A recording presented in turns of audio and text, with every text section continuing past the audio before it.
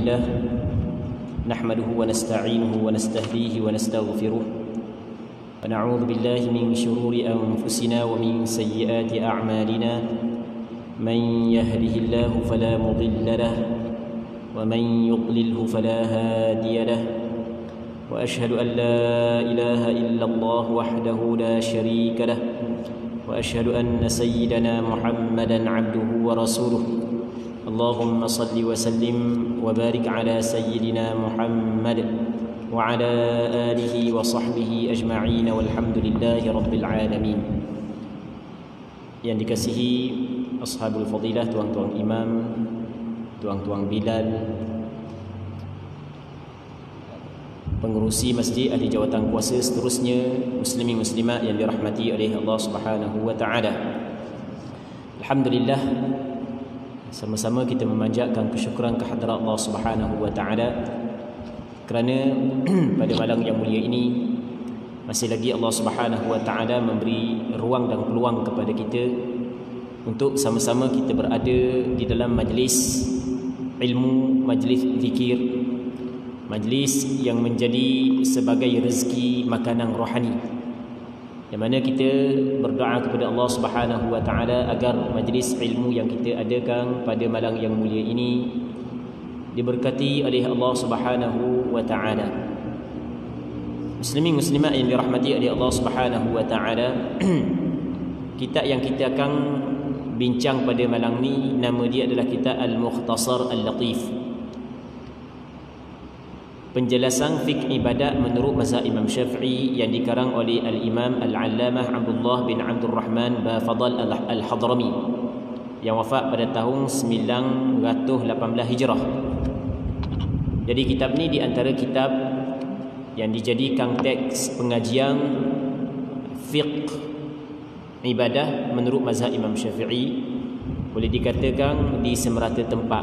Cuma dia tidak semasyhur kitab-kitab yang lain. Muslimin muslimat yang dirahmati oleh Allah Subhanahu wa taala, buku ni kita baca dah sebelum daripada ni beberapa kali. Ni kali yang keberapa hangpa lupa dah. Baik, kita sambung pada muka surat 8. Rasa betul dah muka surat 8 rasanya. Faslun. Katanya wa man intaqada wudu'uhu haruma 'alaihi as-salatu wat-tawafu wa massul mushafi wa hamluhu wal lawhil maktubi lid-dirasah wa yahillu hamluhu fi amti'atin aw darahim wa yahillu hamluhu lis-sabiyil mumayyiz wa massuhu lid-dirasah. Maksudnya, sesiapa yang terbatal wuduknya, maka haram ke atasnya yang pertamanya salat, yang keduanya tawaf, yang ketiganya menyentuh mushaf, yang keempat membawa mushaf, yang kelima menyentuh dan membawa papang yang tertulis padanya ayat Al-Quran tujuan untuk pembelajaran, dan harus membawa Al-Quran yang diletakkan atas sesuatu barang atau duit yang tertulis ayat Al-Quran padanya, dan harus membawa Al-Quran oleh kanak-kanak yang mumayyiz dan menyentuhnya untuk dipelajari. Muslimin muslimat yang dirahmati oleh Allah Subhanahu wa taala, pengarang kita nak khabar kepada kita di sana ada perkara yang diharamkan apabila seorang tu tidak ada wudu. Apabila seorang tu berhadas kecil, tidak ada wudu, maka ada beberapa perkara yang diharamkan ke atasnya. Apa maksud haram? Tidak boleh dia buat. Tidak boleh dia buat. Baik, kalau dia buat maka berdosa. Yang pertamanya sembahyang. Orang kalau tak ada wudu maka haram dia sembahyang. Sama ada sembahyang fardu ataupun sembahyang sunat. Baik, jadi bangun subuh, memang dia nak sembahyang subuh, tapi oleh kerana malas nak pergi bilik air, pakai tambah ambil sembahyang, nak sembahyang lalu, lepas tu nak tidur, lepas tu nak nanti lepas daripada bangun pula tengah hari barulah nak mandi, barulah nak setuh air. Boleh tak? Hukum dia adalah haram, dosa buat lagu tu. Baik, sembahyang ni tak kira sembahyang fardu, sembahyang sunat, sama je. Sebagaimana diharamkan orang yang tidak ada wudu melakukan sembahyang fardu, begitu juga diharamkan kepada orang yang tidak berwudu melakukan sembahyang sunat.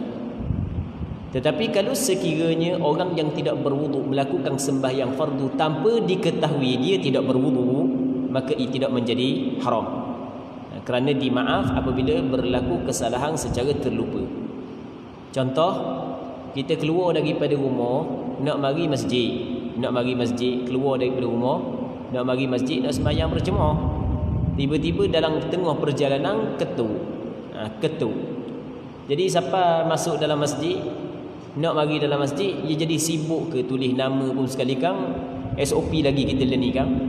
Banyak perkara hak yang kita perlu kena buat. Siapa kita lupa nak ambil wuduk, hak tulis itu dah terlupa pula. Baik, lepas daripada tu sembahyang kan gitu lah. Lepas tu bagi salam, rasa manis lain sembahyang hari ni. Hak biasa dak manis gini mah. Rupanya dak ingat nak ambil wuduk, lupa nak ambil wuduk, ketuk tadi yang. Adakah berdosa? Tak. Kerana perkara tersebut terjadi dengan terlupa. Rabbana la tu'akhidna in nasina aw akhtana. Wahai Tuhan kami, janganlah ambil kesalahan kepada kami in nasina aw akhtana, jika kami terlupa atau kami tersalah. Dalam hadis Nabi sallallahu alaihi wasallam bersabda, innallaha tajawaza li ummati al-khata' wan nisyan wa mastukrihu alaih. Sesungguhnya Allah Subhanahu wa taala memaafkan bagi umatku tersalah, terlupa dan perkara yang dipaksa mereka itu ke atasnya. Jadi kalau benda tu terjadi kerana tersalah, kerana terlupa ataupun terpaksa, ada orang memaksa dia buat, walaupun benda tu salah, maka dimaafkan. Allah Subhanahu wa taala memaafkan. Yang tidak boleh dengan sengaja. Cuma sembahyang yang dilakukan tanpa wuduk tidak gugur kewajipan. Wajib kena sembahyang semula. Lepas ambil wuduk kena sembahyang semula. Baik. Jadi yang pertama yang diharamkan kepada orang yang tidak ada wuduk adalah sembahyang. Sama ada sembahyang fardu ataupun sembahyang sunat. Bahkan menurut mazhab Imam Syafi'i disamakan dengan sembahyang sujud syukur, sujud tilawah. Sujud syukur dan sujud tilawah menurut pandangan mazhab Imam Syafi'i dan pandangan majoriti ulama. Pandangan majoriti ulama mengatakan bahawasanya mesti kena berwuduk. Jadi kita nak sujud syukur apabila datang kita dapat nikmat ataupun tertolak bala, kita nak sujud syukur, maka ketika tu mesti kita kena ada wuduk. Sama juga sujud tilawah.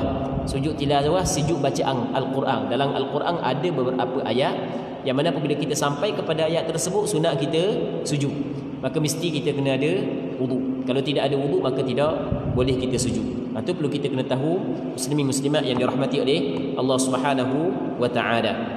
Jadi ada sebahagian daripada pemain bola ketika dia berhanggu, lepas tu dia sujud syukur, air sembahyang tak tahu mana, lepas tu menyalahi pandangan mazhab Imam Syafi'i dan menyalahi pandangan majoriti ulama. Baik. Okey. Itu yang pertama. Dah ada juga pandangan yang mengatakan tidak ada wuduk pun tidak menjadi masalah, ada pandangan segelintir. Baik, cuma pandangan tersebut kalau kita nak bincang panjang lagi lah. Tapi walaupun bukan tajuk kita, sebenarnya boleh juga kita sentuh sikit. Dia sebenarnya sujud syukur adalah disunatkan ketika datang nikmat secara datang nikmat kita dapat nikmat ataupun tertolak bala. Adakah sumbat go tu dia termasuk dalam nikmat atau perlu kita kena bincangkan? Adakah termasuk dalam nikmat sehingga kan pergi sujud syukur? Baik.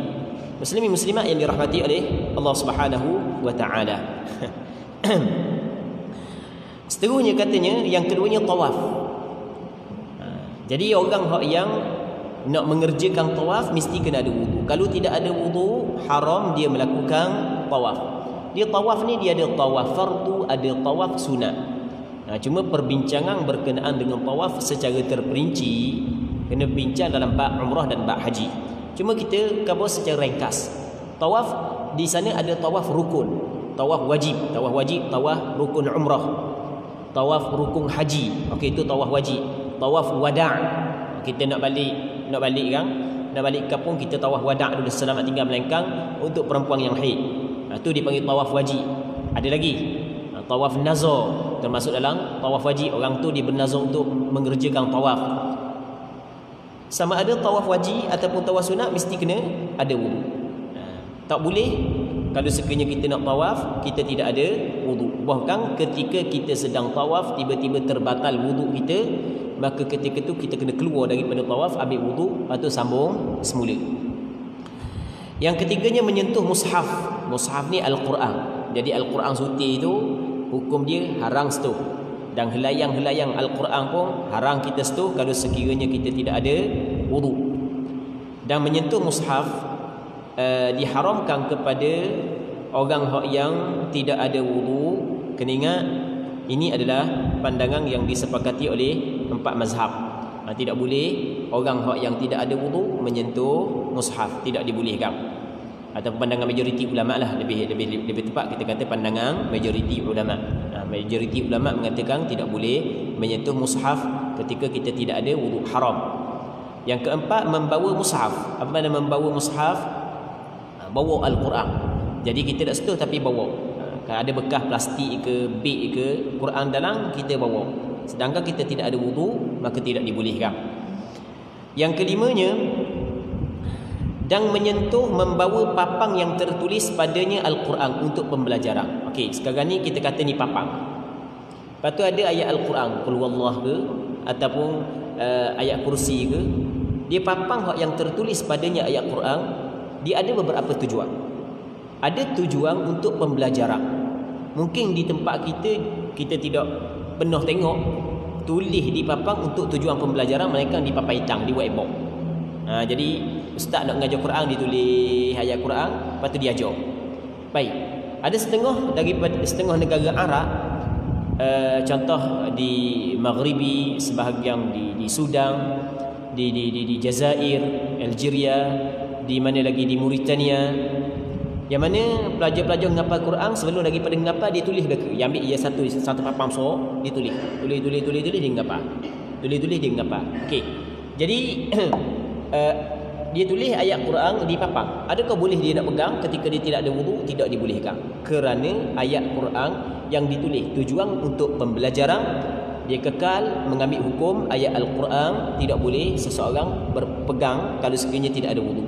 Berbeza kalau ayat Quran ditulis untuk tabarruk, untuk mengambil keberkatan, bukan untuk pembelajaran.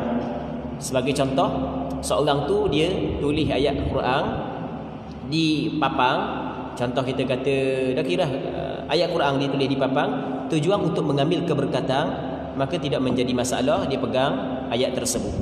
Kalau dulu dia ada duit dinar dan duit dirham. Duit dinar, duit dirham. Yang mana pada duit dinar tersebut ada setengah duit dinar dia ada tulis surah Al-Ikhlas, Qul huwallahu ahad, Allahus samad, lam yalid wa lam yulad wa lam yakul lahu kufuwan ahad. Jadi kalau sekiranya wajib kena ada wudu, payah nak buat pitih. Dah mana nak buat pitih ke kedai, tak ada wudu tadi. Jadi payah. Jadi sebab itulah kata ulama, kalau tujuan untuk tabarruk bukan tujuan untuk dirasah, untuk pembelajaran, maka tidak menjadi masalah pegang. Jadi duit yang tertulis padanya ayat Al-Quran boleh kita pegang, kerana tujuannya bukan untuk dirasah, untuk pembelajaran, tapi untuk tabarruk, untuk mengambil keberkatan. Muslimin muslimat yang dirahmati oleh Allah Subhanahu wa taala, kita penghujung kuliah kita akan buka soalan. Kalau sekiranya ada yang nak tanya berkait dengan yang kita bincang. Seterusnya, dan harus membawa Al-Quran oleh kanak-kanak yang mumayyiz dan menyentuhnya untuk dipelajari. Jadi budak ni dia terbagi kepada dua. Budak, ada budak yang belum mayit, ada budak yang telah mayit. Yang dimaksud dengan budak di sini yang dak balik lagi. Budak ni, maksud budak ni dak balik lagi. Kita kadang-kadang hak balik pun kita kata budak agak. Kita anak umur 16. Suruh semayang, dak cara nak semayang. Dak cakap nak suruh dia main game dia. Kita pun bahasa budak ni, bahasa budak ni panggil budak kau. Pada umur 16 17 dah. Jadi budak di sini, kanak-kanak di sini adalah hak yang belum balik lagi. Dia nak tahu mana balik ke tak? Alamat balik 3. Yang pertamanya cukup umur 15 tahun dengan pengiraan tahun Islam. Yang keduanya adalah keluar mani. Yang ketiganya keluar darah haid bagi perempuan. Ni alamat balik. Jadi kalau budak saat itu tak balik lagi, maka ia terbagi kepada dua. Yang pertama mumayyiz, yang keduanya tidak mumayyiz. Maksud mumayyiz ni, dia kenal dah mana baik dan mana buruk. Pandai dah, kalau orang kapur dia faham dah, boleh pandai jawab dah. Kanan kiri dia kenal dah. Boleh makan sendiri, boleh istinja sendiri. Boleh kita suruh basuh begok sendiri, pandai belaka dah. Dia dak tentu umur lah. Mungkin budak hak yang cerdik 5 tahun bayi dah. Dan mungkin budak yang lambat sikit 7 tahun dah bayi lagi mungkin. Baik. Jadi budak terbagi pada dua. Yang pertama budak mumayyiz, yang keduanya budak yang tidak mumayyiz. Kalau budak yang tidak mumayyiz, kita tidak boleh biarkan dia main Al-Quran. Nak pegang, nak ambil, nak main tak boleh. Sebab Al-Quran ni bukan jenis permainan. Al-Quran adalah kalam Allah Ta'ala yang cukup mulia. Kemudian Al-Quran sehingga kan orang yang tidak ada sembahyang tidak boleh pegang. Maka kita tidak boleh lock budak-budak main Quran tak atas robot rumah, tengok anak umur 2 tahun ambil pekong situ, pekong sini. Maka itu adalah salah di sisi agama kita, kerana tidak ada sifat memuliakan Al-Quran. Sedangkan Allah Subhanahu wa taala berfirman dalam Al-Quranul Karim, "Wa man yu'azzim sya'airallahi fa innaha min taqwal qulub." Sesiapa yang memuliakan syiar Allah, antaranya Al-Quran, maka sesungguhnya ia lahir daripada ketakwaan yang ada dalam hati. Jadi ketika Quran dibiarkan dipermainkan oleh budak-budak yang umur 2-3 tahun, maka tidak ada ketakwaan dalam hati. Okey, itu yang pertama. Yang keduanya budak-budak yang mayit dah. Budak-budak mayit. Jadi budak-budak mayit, ayah dia ke mak dia ke tok guru dia nak ajar Quran, suruh dulu dia ambil sembahyang. Dia ambil sembahyang. Okey, dia rengar je ambil sembahyang, okey selesai. Tapi ada juga jenis budak ni ngaji nak tapi ambil sembahyang tak boleh. Okey. Adakah kita larang, kita halang dia daripada pegang Quran kerana dia tak mahu ambil sembahyang? Kata ulama dah.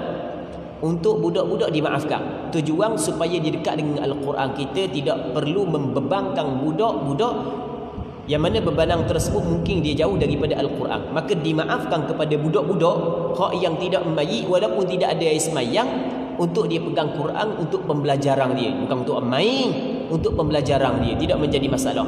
Tapi kalau sekiranya budak-budak tu ikut arahan rengang tulang untuk ambil sembahyang, hak tu hak yang lebih comel lagi. Bukan setakat kita ajar dia Al-Quran, bahkan kita ajar adab-adab dia dengan Al-Quran, iaitu ambil sembahyang sebelum daripada dia menyentuh dan pegang Al-Quran. Baik, muslimin muslimat yang dirahmati oleh Allah Subhanahu wa taala. Maka itu perkara yang diharam kepada orang yang tidak ada wudu. Faslun, kita masuk dalam bab lain pula. Yuqaddimu dakhilul khala'i yasarahu wa idha kharaja yaminahu wa la yahmilu dhikrallahi ta'ala wasma rasulihi wal Qur'an wa yughatti ra'sahu wa yab'udu wa yastatir wa la yabulu fi ma'in rakid wa qalilin jarin wa juhrin wa mahabbi rihin wa dhillin maqsurin wa tariqin wa tahta shajaratin muthmirah ولا يتكلم ويستبرئ من البول ويقول إذا دخل بسم الله اللهم إني أعوذ بك من الخبث والخبائث وإذا خرج غفرانك الحمد لله الذي أذهب عني الأذى وعافاني. Ni kita masuk dalam perbahasan baru, iaitu perbahasan adab-adab qada hajat. Yang mana kita sebagai manusia biasa, kita makan, kita minum. Apabila kita makan, kita minum, maka kita akan keluarkan balik benda yang kita makan. Kecil, kita berok. Jadi di sana ada adab yang ditetapkan oleh agama kita ketika kita melakukan qada hajat. Bukan hanya adab bergaul dengan orang, sehingga kan ketika kita qada hajat pun ada adab dia. Baik. Yang pertama sekali, adab qada hajat mendahulukan kaki kiri apabila memasuki tandas dan keluar dengan kaki kanan. Dia adab di sini adalah benda yang disunatkan, yang masalah ni, yang pertama ni. Maksudnya kalau kita nak masuk tandas, sunat kita masuk kaki kiri dulu, keluar dengan kaki kanan. Okey. Ni kalau tandas yang dibina untuk kita qada hajat. Dan kalau tak ada tandas, kita nak kecil, nak berok tengah padang ataupun di padang tempat yang tak ada tandas, nak kira mana kaki kanan kaki kiri. Kata ulama, kaki kiri hak last sekali hak kita lakah. Okey, boleh faham? Kaki kiri hak last sekali kita lakah. Nanti kita nak selesai apa semua sekali dah, kita mula langkah dengan kaki kanan keluar daripada tempat tersebut. Boleh faham tak? Takkan menuk tunjuk contoh atas masjid. Jadi boleh faham kan? Jadi kalau kita nak berok padang, ada tengah-tengah buat kerja, tandas-tandas tak ada, takkan nak cari tandas dulu. Nak ketik lelu dah tak ada cari tandas, takut tobek dulu lah. Okey. Maka caranya adalah langkah yang paling last sekali adalah kaki kiri. Hak langkah yang paling last sekali. Lepas tu duduk. Nanti selesai apa semua sekali, langkah yang mula-mula adalah kaki kanan. Okey. Hak tu disunatkan. Tapi kalau orang tu masuk kaki kiri dulu, keluar kaki kanan, dia tidaklah haram dan juga tidak makruh. Tidak makruh. Dia tidak haram, tidak makruh, lebih jauh sekali hukum dia adalah haram. Cuma kalau buat masuk kaki kiri dulu, tubik kaki kanan, dia telah melakukan adab dalam qada hajat dan dapat pahala. Yang kedua, tidak boleh membawa apa-apa yang tertulis nama Allah, nama Rasulullah dan juga Al-Quran. Ini sunat. Sunat dituntut, sunat bukan wajib. Sunat dia tidak memasukkan nama-nama yang mulia ke dalam tandas. Nama Allah dan nama Rasul, Al-Quran tidak dimasukkan dalam tandas. Tetapi kalau dia yakin apabila dia memasukkan nama-nama yang mulia ke dalam tandas, menyebabkan akan mengotori nama-nama tersebut dengan najis, maka ketika itu hukum memasukkan nama tersebut ke dalam tandas adalah haram. Okey, boleh faham kan? Jadi kalau orang tanya apakah hukum memasukkan Al-Quran ke dalam tandas, hukum dia adalah makruh. Melainkan kalau sekiranya Quran saat itu akan dikotori oleh najis, maka hukum dia adalah haram. Baik. Jadi kalau ada nama Allah, nama Rasulullah, maka tidak boleh kita masuk dalam tandas. Melainkan dalam keadaan darurah. Darurah tak ada masalah, dimaafkan. Sebagai contoh, ada sebahagian orang handset dia ditulis pada aku sayang kepada Rasulullah, I love Rasulullah, I love Allah ni di handset dia kan. Walaupun sembahyang nak mari mana pun masjid tulis je, tapi tak apalah, bagus dah, comel dah. Jadi nak kebun ni dah handset ni pada asalnya tidak boleh buat masuk dalam tandas pada asalnya. Tapi kalau dah masuk dalam tandas, nak tak mana? Nak tak luar. Jadi kalau 4 kali berak, 4 kali kena beli handset baru lah. Kalau tak luar kau, hilang lah. Tak luar. Kita bukan Jepun Kalau Jepun mungkin dah hilang mana Jepun. Baik, di tempat kita biasa lah, silap sikit hilang. Tapi ada juga orang yang nak hilang. Tapi biasa gitulah kalau tempat orang ramai, tandas mu masuk aku masuk, mu masuk aku masuk ni, dapat jalan kalau main handset. Baik. Jadi ketika tu kata ulama tidak menjadi masalah kerana darurah. Boleh kita masukkan nama Allah ke dalam tandas kerana darurah. Tapi kita kena jaga daripada terkena najis. Tak mana? Tak dalam poket ni ke? Kalau pakai jubah jangan tak poket ni. Tak poket ni pada dalam lah. Mu tunduk kat gigi. Ni tak dalam poket ni, tak dalam poket ni. Zip molek, balut molek, tak dalam beg sakuk molek. Sebenarnya tujuan untuk mengelakkan nama-nama yang mulia dikotori dengan perkara-perkara yang najis. Seterusnya menutup kepalanya. Sunat masa tu masuk dalam tandas tutup kepala. Digalakkan tutup kepala. Tapi kalau tidak tutup kepala, tidaklah sampai makruh. Cuma ada juga orang tua dia kata kalau masuk tandas tak tutup kepala, setan begok atas kepala. Setan begok atas kepala. Yang pertama sekali, kita tidak pernah pun tengok orang yang tak tutup kepala masuk dalam tandas ada tai setan atas kepala dia. Okey, itu yang pertama. Yang keduanya, benda yang gaib, kita tidak boleh cakap benda yang gaib melainkan melalui wahyu. Sama ada daripada Quran ataupun hadis Nabi sallallahu alaihi wasallam. Tidak ada suatu hadis yang sahih. Dalam Quran tidak ada yang menceritakan hal tersebut. Begitu juga tidak ada satu hadis yang sahih yang menceritakan bahawa orang yang masuk dalam tandas dak tutup kepala, setan berok atas kepala. Jadi kalau kita tengok lepas daripada tubik tandas dak tutup kepala, pernah tarik setan atas kepala, boleh kita kata sebab kita tengok dengan mata kepala. Dah kita tak tengok dengan mata kepala sebab benda tu benda gaib, maka kita kena ambil daripada hak yang mengetahui perkara yang gaib, iaitu Nabi sallallahu alaihi wasallam, kerana Allah Taala menceritakan kepada Rasulullah perkara yang gaib. Bukan Rasulullah tahu secara mutlak. Rasulullah tahu benda hak yang diceritakan atau yang diwahyukan kepada dia. Jadi dalam Quran tak ada, dalam hadis tak ada, maka tak perlulah buat reka-reka cerita. Baik. Seterusnya katanya yang keempat, pada tempat yang jauh serta tertutup.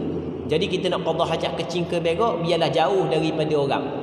Supaya kalau kita nak ketuk tu tak susah. Ni orang dengar bergum bunyi.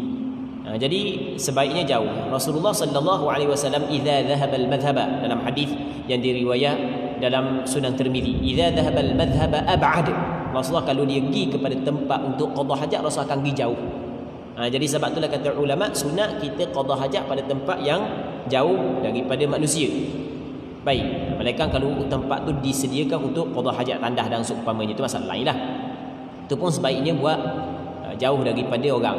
Jadi tandah jangan letak, kalau dalam rumah kita kot, tandah jangan letak tepi bilik tetamu. Tandah tak tepi bilik tetamu payahlah. Biasa orang letak kawasan dapur jauh sikit daripada tetamu. Walaupun jarang tetamu mari, tapi kadang-kadang apabila tetamu ada, masa itulah nak masuk tandah apa sekali, kan nak comel. Seterusnya tempat yang tertutup, hak tu hak yang paling comel sekali, tapi bukanlah wajib, adatnya biarlah tertutup. Dia kalau kita qada hajat tengah padang, mesti kita kena ada sutrah, kita kena ada suatu benda hak yang kita letak di hadapan kita, yang menutupi di hadapan kita. Rasulullah dia akan pacok sesuatu benda ketika dia nak qada hajat. Baik. Yang kelimanya, tidak kencing dalam air yang tenang. Jadi masuk dalam kolam renang, payah malah nak pergi tandah pakai kencing dalam. Itu tak comel, itu tidak ada adab. Air yang sedikit sekalipun mengalir. Jadi kalau air yang sedikit walaupun mengalir, adabnya yang kencing dalam. Dia sedikit dengan banyak ni, cukup 2 kolah, tak cukup 2 kolah. Kalau tak cukup 2 kolah, sikit. Kalau cukup 2 kolah, banyak. 2 kolah lebih kurang dalam 200 liter. Di dalam lubang, jadi dalam lubang jangan kecing, sebab dalam lubang tu ada binatang-binatang. Kalau kita kecing dalam, kita begok dalam, jadi menyakiti binatang tersebut. Sedangkan agama Islam adalah agama rahmah, yang mana bukan setakat kita buat ihsan kepada manusia, bahkan kepada binatang sekalipun kita kena buat ihsan, kita kena buat baik. Nabi sallallahu alaihi wasallam bersabda dalam satu hadis yang sahih, kata Rasulullah, innallaha katabal ihsana ala kulli syai, sesungguhnya Allah Taala telah menetapkan akan ihsan, buat baik atas tiap-tiap sesuatu. Fa idza qataltum fa ahsinul qitlah, kalau mu nak bunuh, mu kena elokkan cara pembunuhan. Wa idza dhabhtum fa ahsinudz dzibha, kalau mu nak sembelih, mu kena elokkan cara sembelihan. Wal yuhidda ahadukum syafratah, kena tajang masa mata pisau. Wal yurih dzabihatah, bagi ketenangan, bagi kerehatan kepada binatang sembelihan itu. Baik. Begitu juga di tempat laluan angin. Jadi kalau kita pergi nak kecing ke, kita tengok mana angin. Kalau angin bertiup ke sini, jangan kita kecing ke sana. Jadi habis bahan di baju. Juga di bawah tempat berteduh. Jadi tempat orang berteduh, jangan bus stop apa semua sekali tu, janganlah. Tak ada adab buat kerja gitu. Marah kat orang, kena maki kat orang. Di jalan-jalan tempat orang lalu, dan di bawah pokok yang berbuah. Di bawah pokok yang berbuah. Bawah pokok hak yang berbuah, hak yang milik dia sendiri. Kalau milik orang bukan lagi makruh, bukan haram pula hak milik orang. Ni musim-musim durian ni, pegok di bawah pokok durian. Isi durian dengan najis tu lebih kurang je warna. Tak keselok nganga. Baik.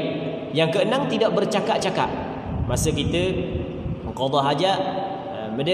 Adabnya adalah tidak bercakap-cakap. Hukum bercakap-cakap ketika qada hajat adalah makruh. Yang ketujuh, beristibrak selepas kencing. Apa makna beristibrak? Beristibrak adalah kita pastikan benda tidak ada dah saki-baki air kencing najis di dalam tempat keluar dia. Tapi jangan berlebih-lebihan, jangan terlajak sangat, sebab kalau terlajak sangat ia akan membawa kepada was-was.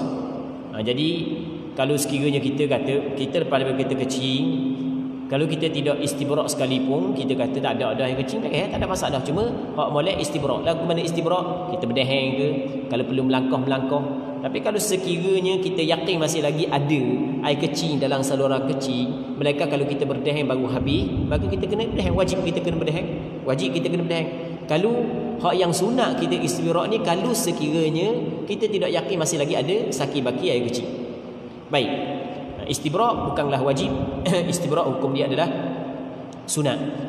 Bagi orang yang tidak yakin saki-baki ada air kecing dalam ada saki-baki air kecing dalam kemaluan dia. Tapi kalau dia yakin masih lagi ada saki-baki air kecing dalam kemaluan dia, kalau dia tidak istibrak, maka akan keluar air kecing tersebut, akan menajiskan pakaian dia. Lepas tu dia nak semayang pula lepas daripada ni, maka ketika itu wajib dia istibrak. Baik, kerana suci daripada najis di antara syarat sah semayang. Maka Mesti kita kena bersihkan diri kita daripada najis sebelum daripada kita sembahyang. Yang ke-8, masalah istibrak ni selagi yang kena ulang sekali lagi, jangan nebeng. Kalau orang Terengganu kata jangan nebeng, sebab kalau kita nebeng istibrak ni dia akan menyebabkan akan berlaku waswas dan kena nyakit waswas, susah pula nak ubat. Yang ke-8, membaca ketika masuk dalam tandas bismillah, Allahumma inni a'udzubika minal khubuthi wal khaba'ith. Maksudnya bismillah, ya Allah, sesungguhnya aku berlindung denganmu daripada syaitan jantan dan syaitan betina. Jadi kita kena masuk dalam tandas, kita baca doa ni. Kau dah ingat, tulis di pintu tandas kau. Tulis di pintu tandas kau. Bismillah, Allahumma inni a'udzubika minal khubuthi wal khaba'ith. Dengan nama Allah, aku minta berlindung kepada Engkau ya Allah daripada syaitan jantan dan syaitan betina. Dan ketika keluar, ghufranak alhamdulillahilladzi adhhaba 'anni al-adha wa 'afani. Aku memohon keampunanmu ya Allah. Segala puji bagi Allah yang telah menghilangkan daripadaku penyakit dan mengafiatkan aku. Jadi selepas daripada kita keluar, sunat kita baca ghufranak. Kita minta keampunan daripada Allah. Dan ni hak yang dilakukan, dibaca oleh Rasulullah. Rasul keluar daripada tandas, Rasul baca ghufranak, minta Allah Subhanahu Wa Taala ampun. Dah apa buat dosa ke dalam tandas? Bukan buat dosa. Dah apa minta ampun dengan Allah Subhanahu Wa Taala ketika kita keluar daripada tandas. Maka di sini ada ulama bincanglah. Panjanglah ulama bincang. Cuma antara apa yang dibincangkan oleh ulama, yang disebut oleh ulama adalah kita qada hajat ni dapat keluar air kecil, dapat keluar najis. Ia adalah satu nikmat yang cukup besar. Nikmat tau. Cuba orang hak dah nak berak. Pekak pala-pala. Seminggu dah nak berak. Macam-macam makan ubat pergi hospital apa semua sekali. Dak tubik juga. Oh, susah ha. Dak senang. Sama orang kecil dak nak tubik air kecil. Macam orang hak yang kena batu karang, nasallallahu salamata wal afiyah, dak tubik air kecil. Susah, sakit. Tapi kita boleh qada hajat dengan tenang je, tubik apa semua sekali selesai. Tu nikmat. Maka setiap nikmat wajib kita kena syukur. Setiap nikmat wajib kita kena syukur. Baik. Maka tiba-tiba kita tidak syukur ataupun kita cuai di dalam mensyukuri nikmat tersebut, maka ia dikirakan satu kekurangan. Maka kita minta Allah Subhanahu Wa Taala mengampun kita di atas kecuaian tersebut. Okey. Itu satu antara apa yang disebut oleh sebahagian daripada ulama. Dan ada juga sebahagian ulama yang lain menyebut bahawasanya Nabi SAW ketika Rasul keluar daripada tandas, Rasul minta ampun kepada Allah bukanlah kerana Rasul melakukan kesilapan dan kesalahan di dalam tandas, bukan. Tetapi oleh kerana Rasulullah setiap detik dan setiap saat Rasulullah akan menyebut Allah, berzikir kepada Allah. Kana Rasulullah sallallahu alaihi wasallam yadhkurullah fi kulli ahyani. Setiap saat dan setiap detik Rasul berzikir kepada Allah. Masuk dalam tandas tidak boleh berzikir. Maka di situ ada perasaan cuai di dalam hati. Allahu Rabbi. Mari perasaan cuai, maka Rasulullah sallallahu alaihi wasallam meminta ampun kepada Allah di atas kecuaian tersebut. Jadi ala kulli hal, lepas daripada kita keluar tandas, kita kena baca ghufranak. Kita minta Allah Subhanahu Wa Taala mengampun kesilapan kita, kesalahan kita, kecuaian kita. Mungkin antara kecuaian kita adalah ketika mana Allah Taala bagi kepada kita nikmat, dapat qada hajat, tapi kita tidak mensyukuri Allah Subhanahu Wa Taala di atas nikmat tersebut, maka kita beristighfar, kita minta ampun atas kecuaian itu. Baik. Seterusnya katanya, faslun wa yajibul ghuslu min khamsati asya' min ilajil hashafati fil farji wa min khurujil mani wa min al haidhi wan nifasi wal wiladah. Maksudnya perkara yang mewajibkan mandi. Muslimin muslimat yang dirahmati oleh Allah Subhanahu Wa Taala, di sana ada perkara yang apabila kita lakukan ataupun apabila berlaku kepada diri kita, wajib kita mandi. Berapakah perkara yang disebut dalam kitab Al-Mukhtasar Al-Latif? 5 perkara. Terjadi salah satu daripada 5 perkara ni, maka wajib kita mandi. Diwajibkan mandi kerana 5 perkara. Apabila berlaku salah satu daripada 5 perkara ni, wajib mandi. Yang pertamanya, masuknya hasyafah. Hasyafah kepala zakar ke dalam faraj. Faraj ni kemaluan. sama ada farak perempuan ataupun dia farak asalnya lubang, asal makna lubang. Sehingga kan na'udzubillahi min dzalik, orang yang liwat sekalipun, na'udzubillahi min dzalik, kita bukan cerita hukum liwat, atau jelas hukum dia adalah haram. Cuma kita nak cerita tentang adakah diwajibkan mandi ataupun tidak. Orang yang melakukan liwat sekalipun tetap wajib dia mandi. Dia farak di sini bukan hanya khusus kepada farak perempuan, bahkan setiap lubang apabila dimasukkan hasyafah kepala zakat ke dalam tempat lubang tersebut, maka wajib mandi. Kalau tak masuk kepala zakar, maksudnya separuh kepala dah habis lagi kepala, maka waktu tidak wajib mandi. Ada pun orang yang tidak ada zakar, tidak ada kepala zakar, ni hak yang disebut dalam kitab fiqh ni. Kalau bab ni kita rasa malu sikit nak cakap-cakap panjang-panjang. Tapi ni disebut dalam kitab fiqh, dan ni berlaku kepada sebahagian. Ada orang masa sunat tu silap kerak sampai kepala pun tak ada, sebagai contoh. Jadi nak kira mana? Masa dia bersetubuh tu setakat mana masuk baru wajib mandi? Kata ulama kena ukur kadar kepala zakar panjang mana. Hak yang tak ada kepala dia, butuh kepala tu, kalau dia masuk dalam ukuran kepala, maka wajib dia mandi. Kalau tak sampai lagi ukuran kepala zakat, maka tak wajib mandi.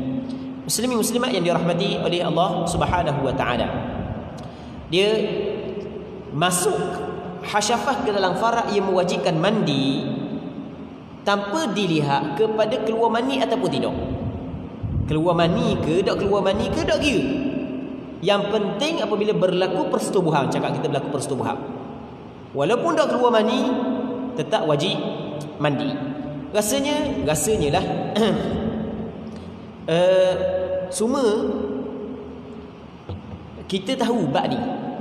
Semua kita tahu, walaupun kita tak cerita pun tahu belaka, sebab benda ni adalah benda basic. Hak itulah hak yang kita faham selama ni.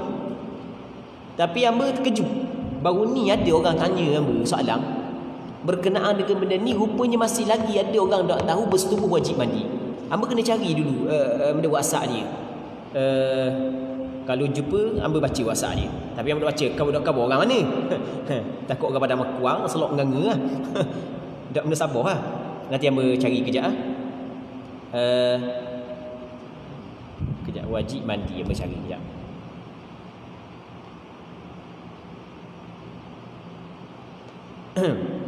Hamba kejut, ada orang tanya hamba bab ni.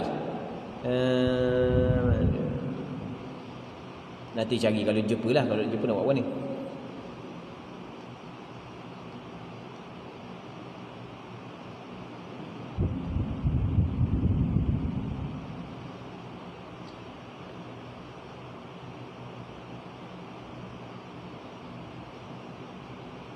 Agak-agak jumpa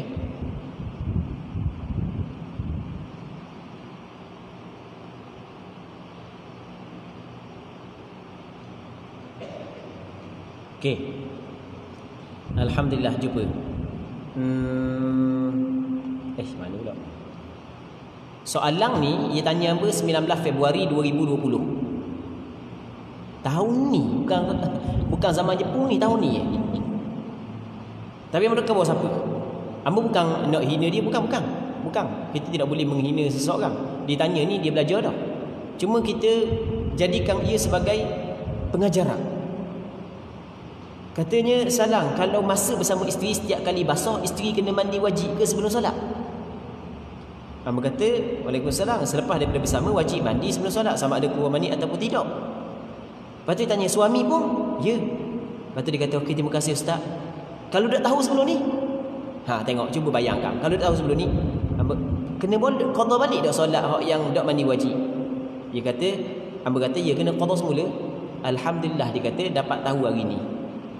Cuba bayangkan tahun 2020. Baik, kita jangan tengok daripada sudut ada lagi orang tak tahu benda basic lagu ni.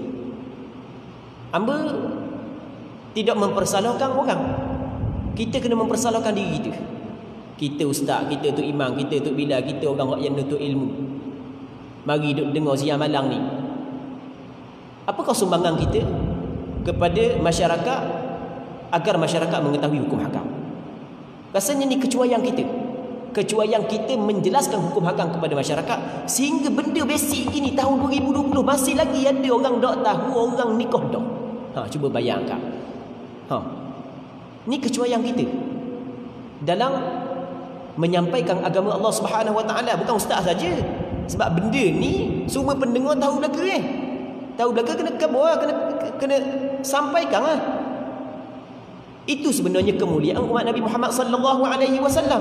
Kuntum khaira ummatin ukhrijat lin-nas ta'muruna bil ma'ruf wa tanhauna 'anil munkar. Mung adalah sebaik-baik umat yang dikeluarkan kepada manusia, kerana mung menyuruh manusia kepada perkara yang baik, antaranya benda ni, wa tanhauna 'anil munkar, dan mencegah manusia daripada kemungkaran. Baik, hamba tengok Allah Rabbi, hamba dengar baca soalan lagu ni, hamba rasa sedih. Sebab benda sedih, kecuaian hamba menyampaikan ilmu agama sehingga masih lagi ada orang tak tahu, walaupun benda ni benda basic. Baik, Allah Rabbi, muslimin muslimat yang dirahmati oleh Allah Subhanahu Wa Taala. Yang pertama, yang keduanya keluar mani. Dah kiralah keluar mani sengaja ke, tak sengaja ke, ketika sedar ke, ketika tidur ke. Yang penting keluar mani, ia mewajibkan mandi. Keluar mani wajib mandi. Cuma dalam masalah ni kadang-kadang berlaku juga kepada kita. Kadang-kadang berlaku kepada kita. Kita tengok di kain selimut kita ada air mani. Kita dah ingat bila aku mimpi, dah ingat bila bersama. Kalau misalnya nikah dah, kalau dah nikah lagi bila mimpi, tapi ada dari kain selimut kita air mani. Baik, kalau sekiranya kain selimut tu tidak diguna melainkan oleh kita sahaja, tak ada orang lain guna, kita je guna kain selimut tu, maka ketika tu, dan kita yakin air mani hak yang ada pada kain selimut tu adalah air mani, maka wajib kita kena mandi wajib. Melainkan kalau sekiranya kain selimut tu bukan kita saja guna, orang lain pun ada juga guna. Tengok benda kering dah hak aku ke hak orang lain ni, sebab gila kain selimut macam gila kerja. Maka ketika tu tak wajib mandilah. Sebab kita tak tahu hak siapa. Baik. Begitu juga kalau kita bangun daripada tidur, lepas daripada selesai apa semua sekali, kita bangun daripada tidur, kita pergi kerja, kita balik mula, kita tengok di seluar kita hak yang kita tidur malam kering dah, tengok macam air mani. Kalau memang jelas air mani ada sifat dia, bau apa semua sekali, dan luar tu tak ada orang lain pakai, melainkan kita je pakai, maka wajib kita kena mandi wajib. Wajib kita kena mandi wajib. Sebab benda tu keluar daripada kita, keluar daripada siapa lagi? Takkan keluar daripada jin, keluar daripada kita lah, luar kita. Cuma kita tak sedar masa kita bangun. Wajib kita mandi wajib. Lepas tu sembahyang, hak kita sembahyang, kata ulama wajib kita kena qada balik sembahyang yang kita sembahyang selepas daripada tidur yang paling akhir, hak yang kita pakai seluar tadi. Tidur yang paling akhir, balik tidur paling akhir. Kita sedar ada air mani di luar kita pada waktu asar. Kita ingat kita tidur kat tengah hari pakai luar tu, malang tadi kita pakai luar tu kok. Tidur. Jadi ambil tidur yang paling dekat mana? Tidur zuhur. Jadi subuh tak perlu kena qada. Jadi zuhur dengan asar saja qada kalau sekiranya asar kita sembahyang dah dan habis dah waktu asar. Tapi kalau masih lagi ada waktu asar, kita kena ulang balik sembahyang asar dan hanya qada zuhur sahaja. Okey. Muslimin muslimat yang dirahmati oleh Allah Subhanahu Wa Taala. Berbeza kalau sekiranya kita tengok pada seluar kita, hak yang orang lain tak pakai, kita je pakai, nampak macam air mani tapi ada kemungkinan bukan air mani. Ini benda hak yang berlaku kepada sebahagian daripada orang, sebahagian daripada orang muda lah khususnya. Di luar dia ni hak yang dia bangun daripada tidur ni, kata dah benda ni blender gini, air mani ke bukan? Sebab kita hak yang blender keluar daripada kemaluan orang lelaki ni bukan air mani dia. Air mani lepas tu selagi dipanggil air wadi nama dia. Air wadi biasanya keluar ketika kita penat, ketika setelah daripada kita qada hajat keluar. Dia pun pekat juga, cuma bau je berbeza. Cuma sekarang ni bau tak ada. Kita tak tahu air mani ke ataupun air wadi. Tak tahu buat mana sering. Salah satu daripada dua tu. Maka kata ulama, ni kata sebahagian ulama, kita boleh pilih. Boleh kita pilih air mani, maka wajib kita mandi. Dan boleh kita pilih air wadi, maka tak wajib mandi. Cuma wajib kita kena basuh saja kerana air wadi hukum dia adalah najis. Yang ketiganya haid. Jadi apabila seorang perempuan berhenti darah haid dia berhenti, maka wajib dia kena mandi. Orang puan kalau darah berhenti, wajib dia kena mandi tanpa perlu menunggu tempoh tertentu. Jangan tunggu sehari semalam baru nak mandi. Ada juga orang puan di tempat kita, apabila darah berhenti kering dah, dia nak mandi, dia nak membayang sehari semalam sehari semalam, nak pastikan betul-betul kering. Dah kering dah, dia tunggu lagi. Kalau tak boleh sembahyang sebab ada darah, dah tak ada darah, dia tunggu lagi, dia sembahyang lah. Jadi kalau yang pernah buat sebelum daripada ni, lepas daripada kering tunggu sehari semalam, kena qada balik sembahyang yang ditinggalkan dalam tempoh tersebut, serta perlu beristighfar, kerana itu adalah satu kesilapan dan kesalahan. Walaupun ada orang ajar sebelum daripada ni, lagu tu ada orang ajar saat ni tu, dia silap sebenarnya. Baik. Yang keempat, nifas. Nifas ni maksudnya darah yang keluar setelah daripada bersalin. Jadi orang yang lepas daripada bersalin berhenti darah nifas, maka wajib dia kena mandi selalu tanpa perlu tunggu tempoh tertentu. Jangan tunggu sampai ke 40 hari, 45 hari. Tu salah. Ada kawasan ni. Hamba kampung dekat dengan ni. Orang kampung tu kalau lepas daripada beranak lagi tak cukup 40 hari, lagi tu dia tidak akan mandi dan sembahyang, walaupun darah berhenti sebelum daripada tu. Ni orang kampung bukan pada Kelang, tapi kawasan ni kawasan ni. Hamba malas nak cerita lebih tepat kampung tu. Dan hamba ada buat penulisan dalam bab ni, panjang lebar lah buat penulisan, dan hamba pernah beberapa kali hurah bab ni. Jadi hari tu sekali hamba ceritanya masa tu hamba mengajar di Jabat Dung, Kalang Berangam, tempat Ustaz Al-Fadhil Ustaz Sulaiman Sulung. Hamba ada kuliah mingguan setiap hari Selasa. Baik, lepas daripada Zuhur, untuk staf-staf dia. Kebetulan tengah-tengah kuliah membaca kitab Matan Safinatun Najah, sampai bab haid dan nifas. Baik, kebetulan ada seorang orang kampung kawasan ni lah, dia oleh kerana dia MPKK juga, adalah urusan di Jabat Dung. Lepas tu dia kenal dah, dia duk jemput hamba semua, tapi yang lama dah duk surah dia waktu benda padat nak menerima jemputan datang. Jadi dia pun lama dah jumpa kita, dia pun duduk lalu dalam majlis tu, ikut sekali lah. Tujuan nak mari buat benda lain, tapi duduk dalam majlis. Lepas tu dia nanya, lepas daripada habis kuliah, hamba pun buka soalan, dia tanya berkenaan dengan masalah ni. Dia kata kalau orang puang tu darah dia lepas daripada beranak, lepas daripada bersalin, berhenti sebelum daripada 40, dia kena mayang tak Ustaz? Hamba kata dah apa tak mayang lagi, kena mandi lah. Kalau dah boleh mayang sebab ada darah, dah tak ada darah tu wajib kena mayang lah. Rekah gitu lah. Rekah gitu lah hak yang hamba jawab dan hak yang ditanya. Sebenarnya hak yang lebih tepat panjang lagi lah, sebab kita nak kerja masa. Lepas tu dia kata orang kampung dia lagi dah cukup 40 hari lepas daripada beranak, lagi tu dia dak mandi. Dia kata orang kampung dia lagi dah cukup 40 hari, lagi tu dak mandi. Hamba kata takut orang puang demo seorang aja buat kerja gitu. Dia kata dok, orang kampung dia gitu belaka. Kata dok kena. Tu cara dok kena. Sekarang ni kita kena ingat, nifah ni benda nifah. Nifah ni benda nifah, darah. Nifah darah. Dah kalau tak ada darah, dia lagi nifah. Tak ada nifah, dah tunggu dia 40 hari. Tu adalah satu kesilapan. Kampung tu 40 hari. Ada kampung sebelah ni pula. Kalau tadi kampung malah tujuh ni dekat-dekat. Hamba ada jemputan di di Allah Rabbi, di Istana Asy-Syarqiyah di Cendering. Hamba ada buat, dia jemput untuk membentang berkenaan dengan fiqh darah wanita. Baik, di balai raya dia lah, untuk staf-staf istana. Seluruh staf istana turun belaka. Seluruh staf istana Terengganu turun belaka. Lepas tu secara betulan boleh bincang panjang lebar berkenaan dengan darah wanita ni. Ada salah seorang daripada staf istana, dia kata molek kebetulan dia MPKK juga, dia AJK masjid. Dia kata nak pergi masjid kampung dia. Ni cerita lama dah, setahun ataupun 2 tahun lepas gitu lebih kurang. Lepas tu dia bawa hamba pergi kampung dia. Hamba cerita bab ni, masa tu kita lain dah. Lepas tu dia pun tanya soalan sama. Soalan sama dengan orang tadi cerita tanya. Cuma bezanya hak nu 40 hari, hak kampung dia 45 hari. Tambah pula 5 hari. Puang kampung dia lagi dah cukup 45 hari lepas daripada bersalin. Walaupun darah berhenti sebelum daripada tu, tetap dia dak mandi wajib, tetap dia dak sembahyang. Cukup 45 hari baru sembahyang. Itu adalah salah. Dia belajar mana pun tak tahu. Itu adalah salah meninggal sembahyang dengan sengaja lagu tu. Jadi kalau punca daripada tidak tahu kerana tak belajar, itu jelas salah. Sebab benda tu fardu ain. Benda fardu ain pun tak tahu lagi ni.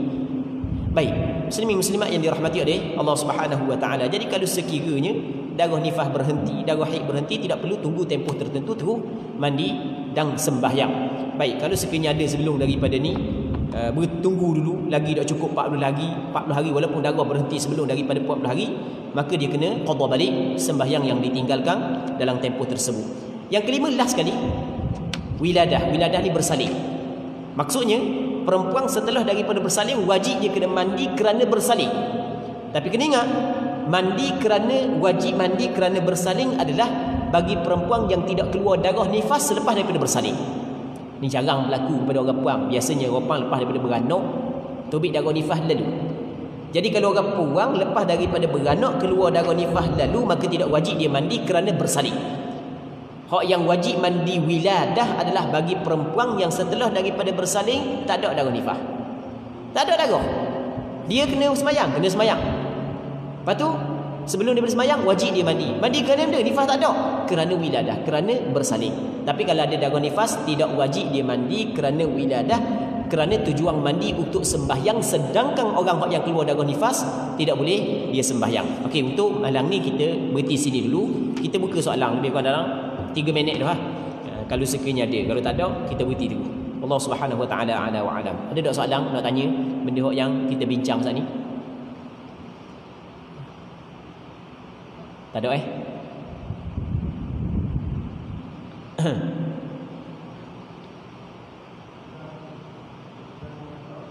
Orang apa Quran? Okey, perempuan yang haid. Okey.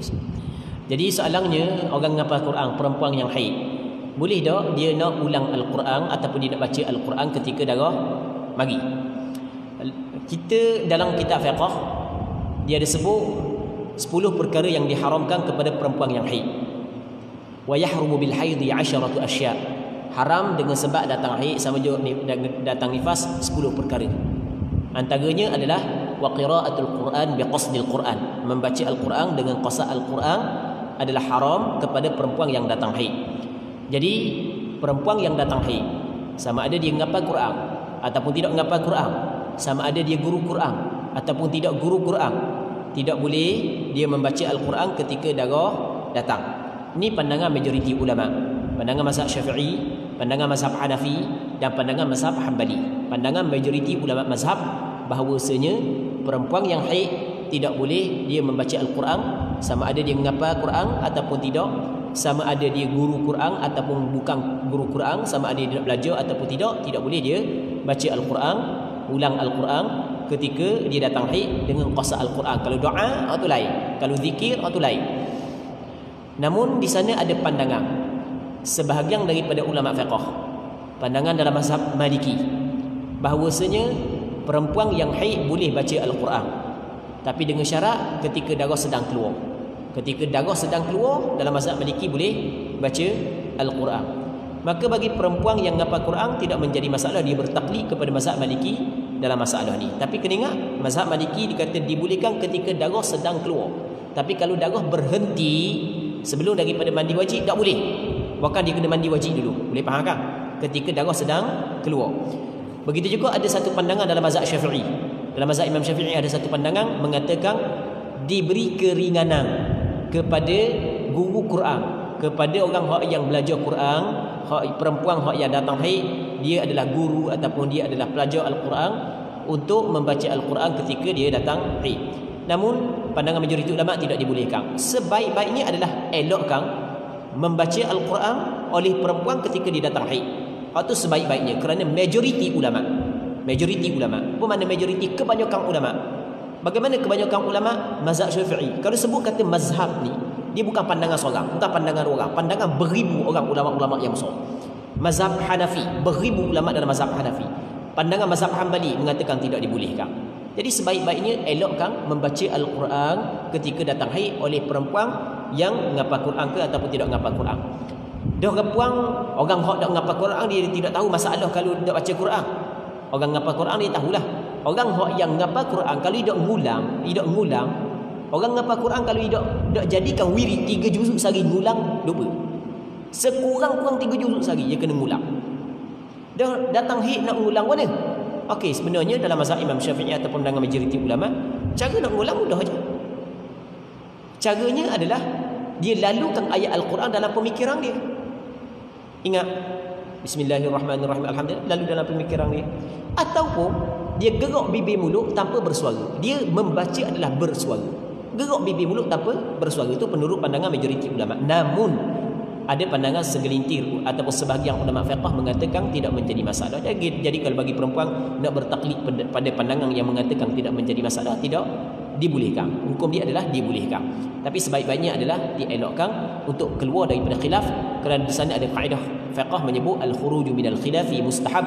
Keluar daripada khilaf adalah digalakkan dan disunatkan. Okey, wallahu a'lam. Kita berhenti situ dululah untuk malam ni. Allah Subhanahu wa taala a'la wa adam. Allahumma haqqiqna bi ittiba'i nabiyyika Muhammadin sallallahu alaihi wasallam zahiran wa batinan. اللهم اجعلنا ممن يستمعون القول فيتبعون احسنه. صل اللهم وسلم وبارك على سيدنا محمد وعلى اله وصحبه اجمعين. الحمد لله رب العالمين.